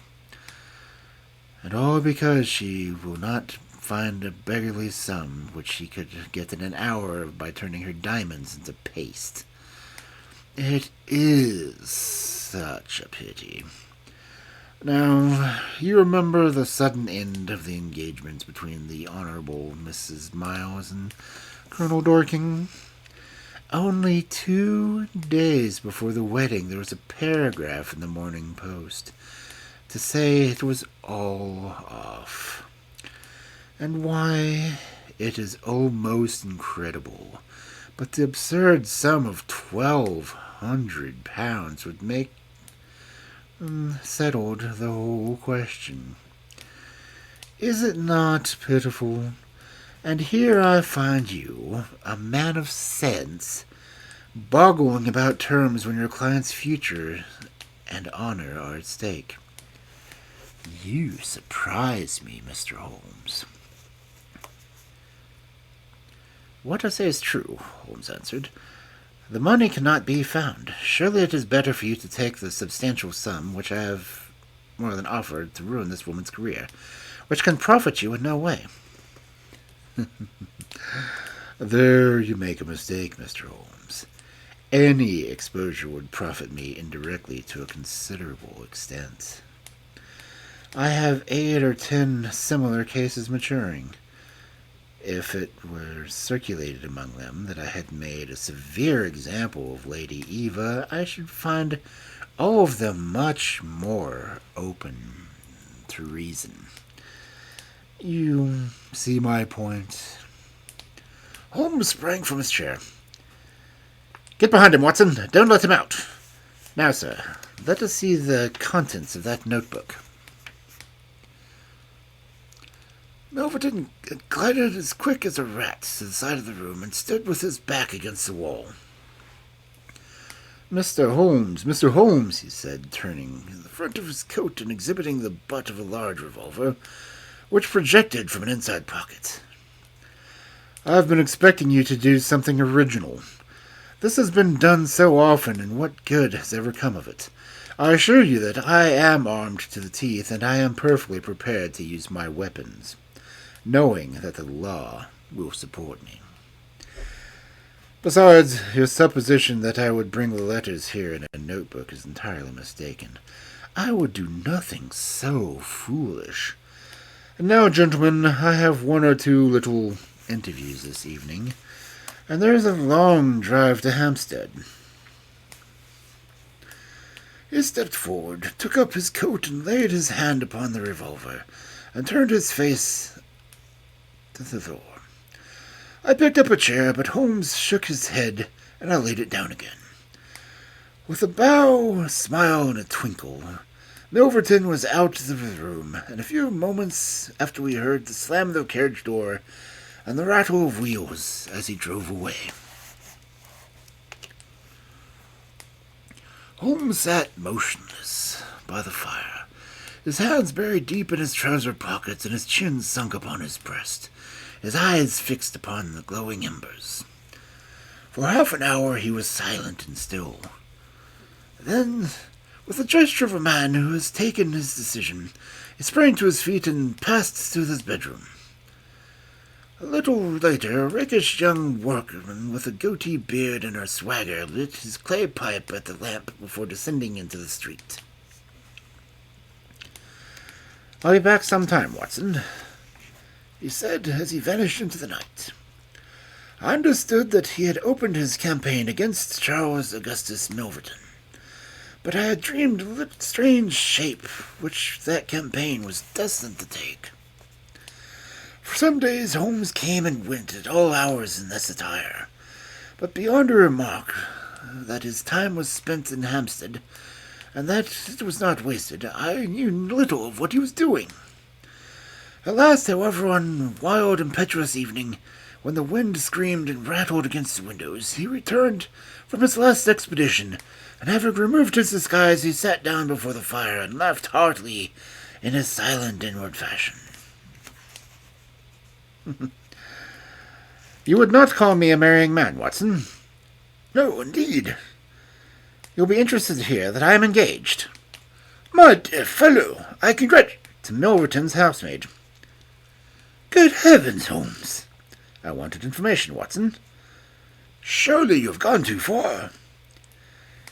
It was most necessary step. I am a plumber with a rising business, a Scot by name. I have walked out with her each evening and talked to her. Good heavens, those talks. However, I have got all I wanted. I know Milverton's house as I know the back of my hand. But the girl, Holmes? He shrugged his shoulders. You can't help it, dear Watson. You must play our cards as best as you can when you have a stake on this table. However, I rejoice to say that I have hated a rival who certainly cut me the instant my back is turned. What a splendid night it is. You like this weather? It suits my purpose, Watson. I mean to burgle Milverton's house tonight.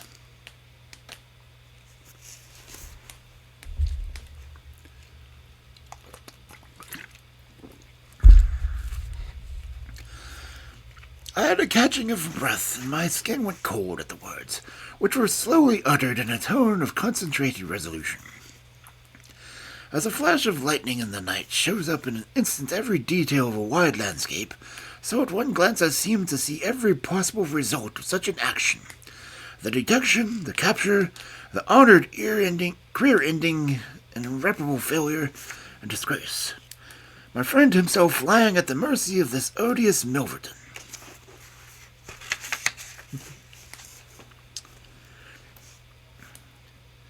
For heaven's sake, Holmes, think what you are doing, I cried. My dear fellow, I have given it every consideration. I am never precipitate in my actions, nor would I adopt so energetic and indeed so dangerous a course if any other were possible. Let us look at the matter clearly and fairly. I suppose that you will admit that the action is morally unjustifiable, though technically criminal. To burgle his house is no more than to forcibly take his pocketbook, an action in which you were prepared to aid me. I turned it over in my mind. Yes, I said, it is morally justifiable as long as our object is to take no articles save those which are used for an illegal purpose. Exactly. Since it is morally justifiable, I have only to consider the question of personal risk. Surely a gentleman should not lay much stress upon when a lady is in the desperate need of his help. You will be in such a false position. Well, that is part of the risk. There is no other possible way of regaining these letters. The unfortunate lady has not the money, and there are none of her people in whom she could confide.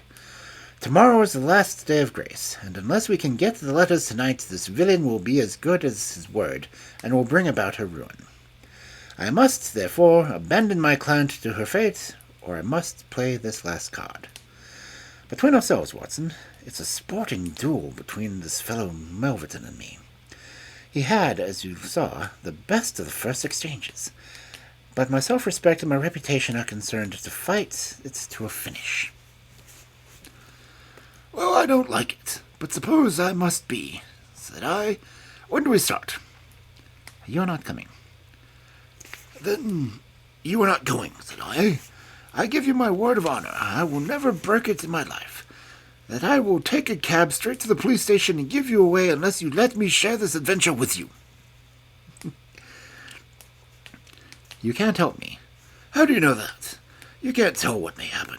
Anyway, my resolution is taken. Other people besides you have self-respect and even reputations. Holmes had looked annoyed, but his brow cleared, and he clapped me on the shoulder. Well, well, my dear fellow, so be it. We shall have shared the same room for some years, and it would be amusing if we ended by the same sharing the cell. And now, Watson, I don't mind confessing to you that I have always had an idea that I would have made a highly efficient criminal. This is the chance of my lifetime in that direction. See here? He took a neat little leather case out of a drawer, and opening it, he examined the number of shining instruments. This is a first-class, up-to-date burgling kit, with nickel-plated jenny, diamond-tipped glass cutter, adaptable keys, and every modern improvement which the march of civilization demands. Here, too, is my dark lantern. Everything is in order. Have you a pair of silent shoes? I have rubber-soled tennis shoes. Excellent. And a mask? I can make a couple out of black silk. I see that you have a strong natural turn for this sort of thing. Very good. Do you make the masks? You shall have some cold supper before we start. It is now 9:30. At 11 we shall drive as far as Church Row. It is a quarter of an hour walk there from Appledore Towers. We shall be at work before midnight. Milverton is a heavy sleeper and retires punctually at 10:30. With any luck, we should be back here by 2, with the Lady Eva's letters in my pocket. Holmes and I put on our dress clothes so that we might appear to be 2 theatre-goers homeward bound. In Oxford Street, we picked up a hansom and drove to an address in Hampstead. Here we paid off our cab, and with our great coats buttoned up, for it was bitterly cold and the wind seemed to blow through us, we walked along the edge of the heath. It's a business that needs delicate treatment, said Holmes. These documents are contained in a safe in the fellow's study. And only the study is an anteroom of his bedchamber. On the other hand, like all these stout little men do well themselves, he is a plethoric sleeper. Agatha, that's my fiancée, says it is a joke in the servants' hall that it's impossible to wake the master. He has a secretary who is devoted to his interests and never budges from the study all day. That's why we are going at night. Then he has a beast of a dog which roams the garden. I met Agatha late the last 2 evenings, and she locks the brute up as to give me a clear run. This is the house, the big one, with its own grounds. Through the gate, now to the right among the barrels. We might put on our masks here, I think. You see, there's not a glimmer of light in any of the windows, and everything is working splendidly. With our black silk face coverings, which turned us into 2 of the most translucent figures in London, we stole up the silent, gloomy house. A sort of tiled veranda extended along one side of it, lined by several windows and 2 doors. That's his bedroom, Holmes whispered. The door opens straight into the study. It would suit us best, but it is bolted as well as locked. And we should make too much noise getting in. Come round here. There's a greenhouse which opens into the drawing room. The place was locked, but Holmes removed a circle of glass and turned the key from the inside. An instant afterwards, he had closed the door behind us, and we had become felons in the eyes of the law. The thick, warm air in the conservatory and the rich, cloaking fragrance of the exotic plants took us by the throat. He seized my hand by the darkness and led me swiftly past banks of shrubs which brushed against our faces. Holmes had remarkable powers, carefully cultivated, of seeing in the dark. Still holding my hand in one of his, he opened a door, and I was vaguely conscious when we had entered a large room in which a cigar had been smoked not long before. He felt his way among the furniture, opened another door, and closed it behind us. Putting out my hand, I felt several coats hanging from the wall, and understood that I was in the passage. We passed along it, and Holmes very gently opened a door upon the right-hand side. Something rushed out at us, and then my heart sprang into my mouth, but as I could have laughed when I realized it was the cat. A fire was burning in this new room, and again the air was heavy with tobacco smoke. Holmes entered on tiptoe, waited for me to follow, then very gently closed the door. We were in Milverton's study, and a portiere at the farther side showed the entrance of his bedroom. It was a good fire, and the room was illuminated by it. Near the door I saw the gleam of an electric switch, but it was unnecessary, even if we had been safe, to turn it on. At one side of the fireplace was a heavy curtain, which covered the bay window we had seen from outside. On the other side was the door which communicated with the veranda. The desk stood in the center, with a turning chair of shining red leather. Opposite was a large bookcase with a marble bust of Athena on top. On the corner between the bookcase and the wall there was a tall green safe, the firelight flashing back on the polished brass knobs upon its face. Holmes stole across and looked at it. Then he crept to the door of the bedroom and stood there, slanting head, listening intently. No sound came within, meaning it had struck me that it would be wise to secure a retreat through the outer door, so I examined it. To my amusement, it was neither locked nor bolted. I touched Holmes on the arm, and he turned his masked face in that direction. I saw him start, and he was evidently as surprised as I. "I don't like it," he whispered, putting his lips to my ear. "I can't quite make it out. Anyhow, we have no time to lose." "Can I do anything?" "Yes, stand by the door. If you hear anyone come, bolt it on the inside, and we can get away as we came. If they come the other way, we can get through the door if our job is done, or hide behind these window curtains if it is not. Do you understand?" I nodded and stood by the door. My first feeling of fear had passed away, and I thrilled now at the keener zest than I had ever enjoyed in these were our defenders of the law, instead of its deferrers. The high object of our mission, the consciousness of that selfish and chivalrous, the villainous character of our opponent, all aided in the sporting interest of the adventure. Far from feeling guilty, I rejoiced and exulted in our dangers. With a glow of admiration, I watched Holmes unrolling his case of instruments and choosing his tool with the calm, scientific accuracy of a surgeon who performs a delicate surgery. I knew that the opening of safes was a particular hobby with him, and understood the joy which it gave him to be confronted with the green and gold monster, the dragon which held in its maw the reputation of many fair ladies. Turning up his cuffs of his dress coat, he had placed his overcoat on a chair. Holmes laid out 2 drills, a jimmy, and several skeleton keys. I stood at the center door with my eyes glancing at each of the others, ready for an emergency, though indeed my plans were somewhat vague as to what I should do if interrupted. For half an hour, Holmes worked with concentrated energy, laying down one tool and picking up another, handling each with the strength and delicacy of a trained mechanic. Finally I heard a click. The broad green door swung open, and I caught a glimpse of a number of paper packets, each tied, sealed, and inscribed.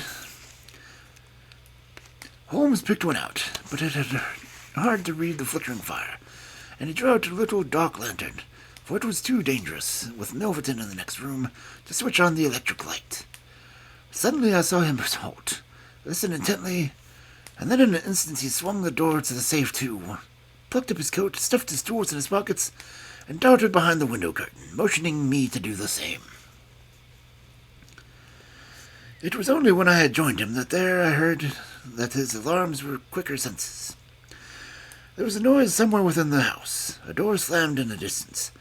Then a confused, dull murmur broke itself into a measured thud of heavy footsteps rapidly approaching. They were in the passage outside the room. They paused at the door. The door opened, with a sharp snick of the electric light was turning on. The door closed once more, and the pungent reek of strong cigar was borne to our nostrils. Then the footsteps continued backwards and forwards, within a few yards of us. Finally, there was a creak from the chair, and the footsteps ceased. Then a key clicked in a lock, and I heard the rustle of papers. So far, I had not dared to look out, but now I gently parted the division and curtains in front of me and peeped through. From the pressure of Holmes's shoulder against mine, I knew that he was sharing my observations. Right in front of us, as us almost within reach, was the broad, rounded back of Milverton. It was evident that we had entirely miscalculated his movements, and that he had never been to his bedroom, and that he had been sitting up there smoking in the billiard room or in the farther wing of the house, the windows of which we had not seen. His broad, grizzled head, with his shining patch of baldness, was in the immediate foreground of our vision. He was leaning far back in the leather-red chair, and his legs outstretched, a long black cigar protruding at an angle from his mouth. He wore a semi-military smoking jacket, clarinet-colored with a black velvet collar. In his hand he held a long legal document, which he was reading in an indolent fashion, blowing in rings of tobacco smoke from his lips as he did so. There was no promise of a speedy departure at his composed being and of his comfortable attitude. I felt Holmes' hand steal into mine and give me an assuring shake, as if to say that the situation was within his powers and that he was easy in mind. I was not sure whether he had seen what only too obvious of my position, that the door of the safe was imperfectly closed, and that Milverton might at any moment observe it. In my own mind I had determined that if I were sure, from the rigidity of the gaze, that it had caught his eyes, I would at once spring out, throw my great overcoat over his head, and pinion him, and leave the rest to Holmes. But Milverton never looked up. He was languidly interested by the papers in his hand, and page after page he was turned as he followed the argument of a lawyer. At least, I thought, when he was finished the document and the cigar, he would go to his room. But before he had reached the end of either, there came a remarkable development which turned our thoughts to quite another channel. Several times I had observed that Milverton looked at his watch, and once he had risen and sat down again, with a gesture of impatience. The idea, however, that might have an appointment of so strange an hour never occurred to me until a faint sound reached my ears of the veranda outside. Milverton dropped his papers and sat rigid in his chair. The sound was repeated, and then there was a gentle tap at the door. Milverton rose to open it. "Well," he said curtly, "you're nearly half an hour late." So this was the explanation of the unlocked door in the nocturnal vigil of Milverton.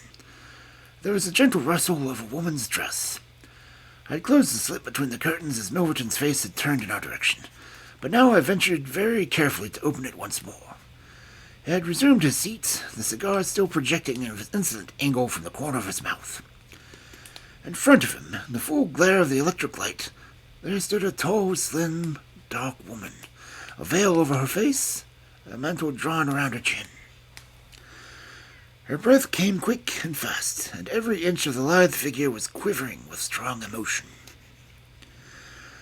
"Well," said Milverton, "you've made me lose a good night's rest, my dear. I hope you won't prove it worth it. You couldn't come some other time, eh?" The woman shook her head. "Well, if you couldn't, you couldn't. If the Countess is a hard mistress, you have your chance to get level with her now. Bless the girl. What are you shivering about? That's right. Pull yourself together. Now, let's get down to business." He took a note from the drawer of his desk. "You say that you have 5 letters which compromise the Countess d'Albert. You want to sell them. I want to buy them. So far, so good. It only remains to fix a price. I should want to inspect the letters, of course. If they are really good specimens." "Good heavens, is it you?" The woman, without a word, had raised her veil and dropped the mantle to her chin. It was a dark, handsome, clear-cut face which confronted Milverton. A face with a curved nose, strong, dark eyebrows shading hard, glittering eyes, and a straight, thin-lipped mouth set in a dangerous smile. "It is I," she said, "the woman whose life you have ruined." Milverton laughed, but fear vibrated in his voice. "You are so very obstinate," said he. "Why did you drive me to such extremities? I assure you I wouldn't hurt a fly of my own accord, but every man has his business. And what was I to do? I put the price well within your means. You would not pay." "So you sent the letters to my husband, and he, the noblest gentleman that I ever lived, a man whose boots I was never worthy to lace, he broke his gallant heart and died. Remember that last night when I came through the door I begged and prayed you for mercy, and you laughed in my face as you were trying to laugh now. Only your coward heart cannot keep your lips from twitching. Yes, you never thought to see me here again, but it was that night which taught me how I should meet you face to face and alone. Well, Charles Milverton, what have you to say?" "Don't imagine that you can bully me," he said, rising to his feet. "Have only to raise my voice and I could call my servants and have you arrested. But I will make allowance for your natural anger. Leave the room at once, as you came, and I will say no more." The woman stood with her hand buried in her bosom. At the same deadly smile came to her thin lips. "You will ruin no more lives as you ruined mine. You will wring no more hearts as you wrung mine. I will free the world of a dangerous, poisonous thing. Take that, you hound! And that, and that, and that, and that!" She had drawn a little gleaming revolver and emptied barrel after barrel into Milverton's body, the muzzle within 2 feet of his shirt front. He shrank away, then fell towards it on the table, coughing furiously and pawing among the papers. Then he staggered to his feet, received another shot, and rolled upon the floor. "You've done me!" he cried, and lay still. The woman looked at him intently and ground her heel into his upturned face. She looked again, but there was no sound or movement. I heard a sharp rustle, the night air blew into the heated room, and the avenger was gone. No interference upon our part could have saved the man from his fate, but as the woman poured bullet after bullet into Milverton's shrinking body, I was about to spring out when I felt Holmes's cold, strong grasp upon my wrist. I understood the whole argument of that firm, restraining grip, that it was no affair of ours, that justice had overtaken a villain, that we had our own duties and own objects which were not to be lost sight of. But hardly had the woman rushed from the room when Holmes, with the swift, silent steps, was over at the other door. He turned the key in the lock. At the same instant we heard voices in the house and the scurrying of feet. The revolver shots had roused the household. With perfect coolness, Holmes slipped across to the safe, filled his 2 arms with bundles of letters, and poured them all into the fire.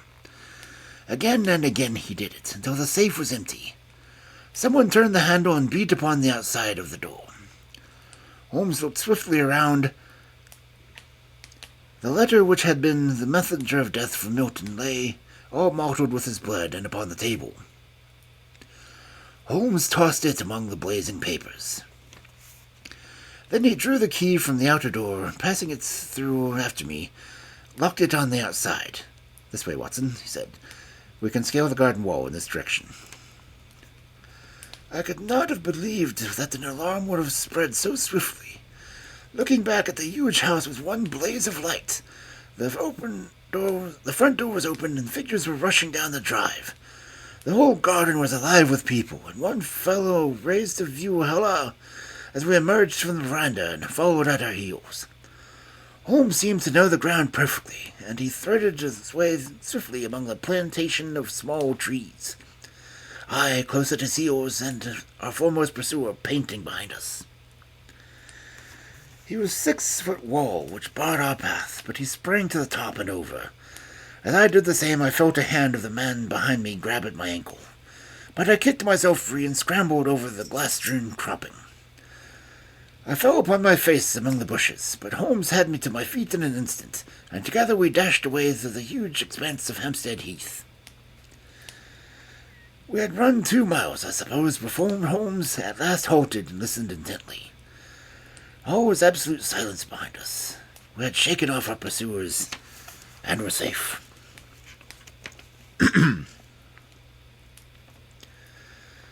We had breakfast and were smoking our morning pipe on the day after the remarkable experience, which I have recorded when Mr. Lestrade of Scotland Yard, very solemn and impressive, had ushered us into our modest sitting room. "Morning, Mr. Holmes," he said. "Good morning. May I ask if you are very busy right now?" "I am too busy to listen to you." "I thought that perhaps, if you had nothing particular on hand, you might care to assist in the most remarkable case which occurred only last night in Hampstead." "Dear me," said Holmes. "What was that?" "A murder. A most dramatic and remarkable murder. I know how keen you are on these things, and I would take it as great favor if you would step down to Appledore Towers and give us the benefit of your advice. It is no ordinary crime. We have had our eyes upon Mr. Milverton for some time, and, between ourselves, he was a bit of a villain.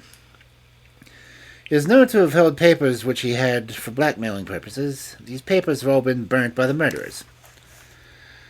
No article of value was taken, as it is possible that the criminals were men of good position. Their sole object was to prevent the social exposure." "Criminals?" said Holmes. "Plural?" "Yes, there were 2 of them. They were, as nearly possible, captured red-handed. We have their footmarks in the description. It's 10 to 1 that they will trace them. First fellow was a bit too active, and the second was caught by the undergardener and only got away with a struggle. He was a middle-aged, strongly built man, square jaw, thick neck, mustache, and mask over his eyes." "That's rather vague," said Sherlock Holmes. "Why, it might be a description of Watson."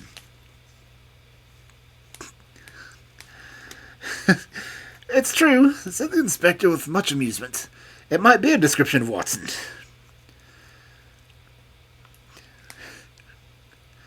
"Well, I'm afraid I can't help you, Lestrade," said Holmes. "The fact is that I knew this fellow Milverton, and that I considered him one of the most dangerous men in London, and that I think there are certain crimes which the law cannot touch, and which, therefore, to some extent, justify private revenge. No, it's of no use arguing. I've made up my mind. My sympathies are with the criminals rather than with the victim, and I will not handle the case."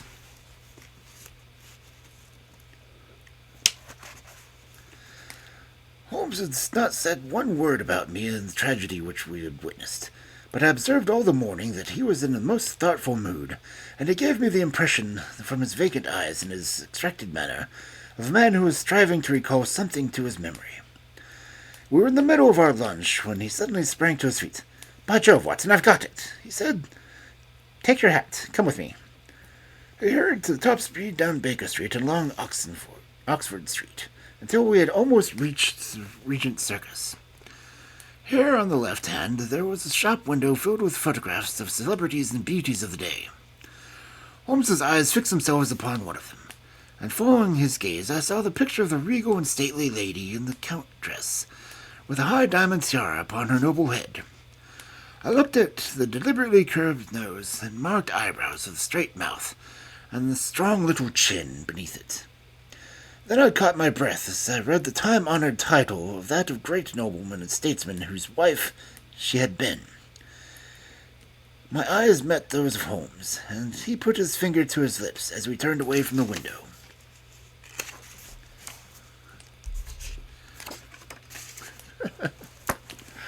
Oh, he recognized who did it.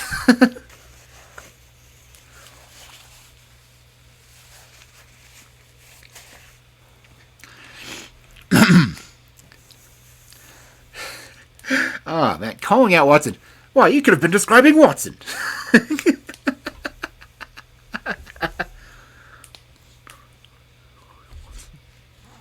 At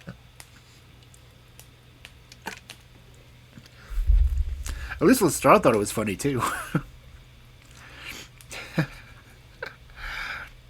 Oh man.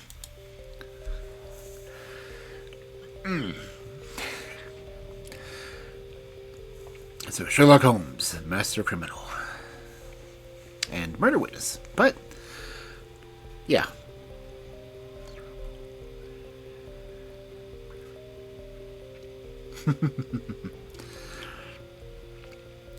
Yeah, I would probably side with the criminal too.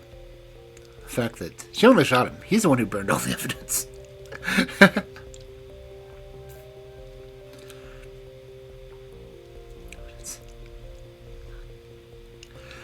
But anyway, thank everyone for coming in. You could be describing Watson. I'm gonna. That's gonna be living with me for a while.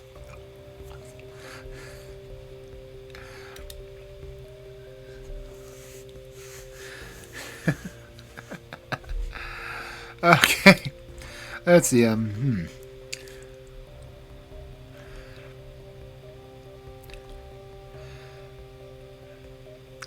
Who can we read? Who can we read?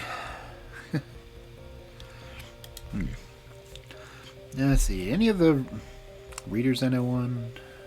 Or am I the only late night one anymore? Or later, anyway. And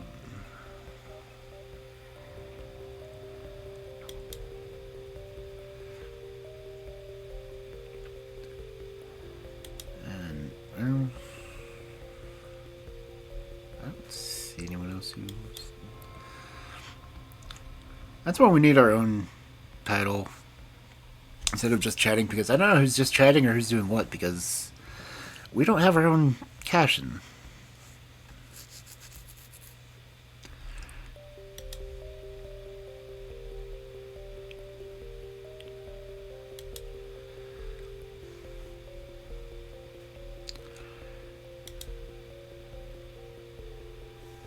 And lots of people seem to be playing Cult of the Lamb. Can't imagine why.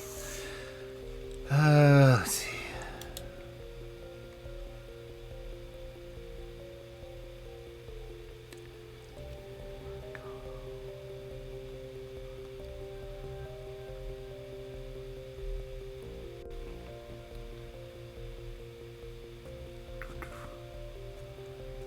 I'm almost curious when people say special events. Let me check this one real quick. Or if anyone has any suggestions, by all means, pop them up.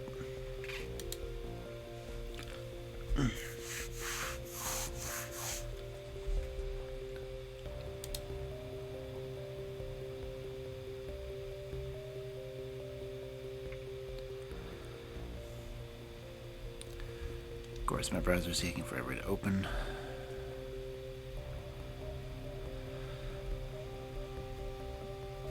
Okay, that's a birthday stream. No, I read those.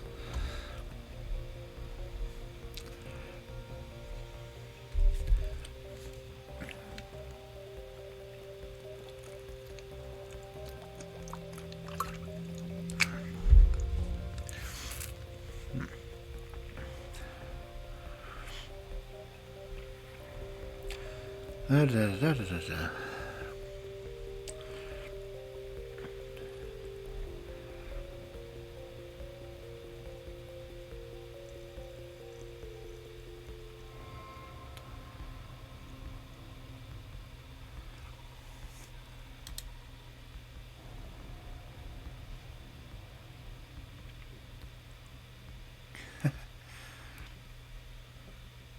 Lots of people came in and played with new sound alerts.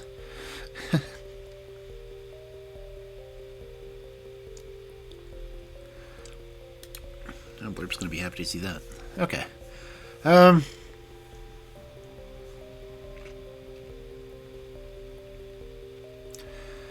Guess we'll go ahead and raid into dusk.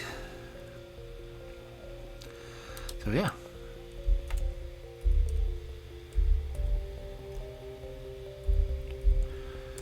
There's my forward message. subscriber raid message. It'll pop up.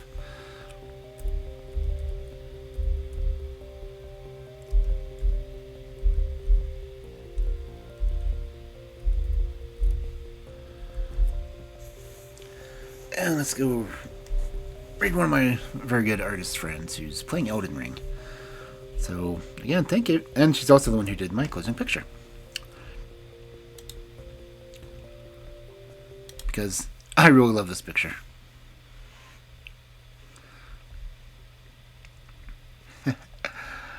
So, again, thank you for the raid, Natsu. Thank you, everyone, coming in with the raid.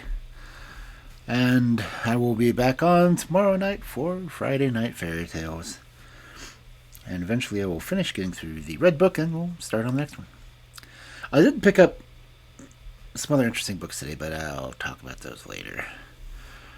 Especially the one that's called 20 Years Later.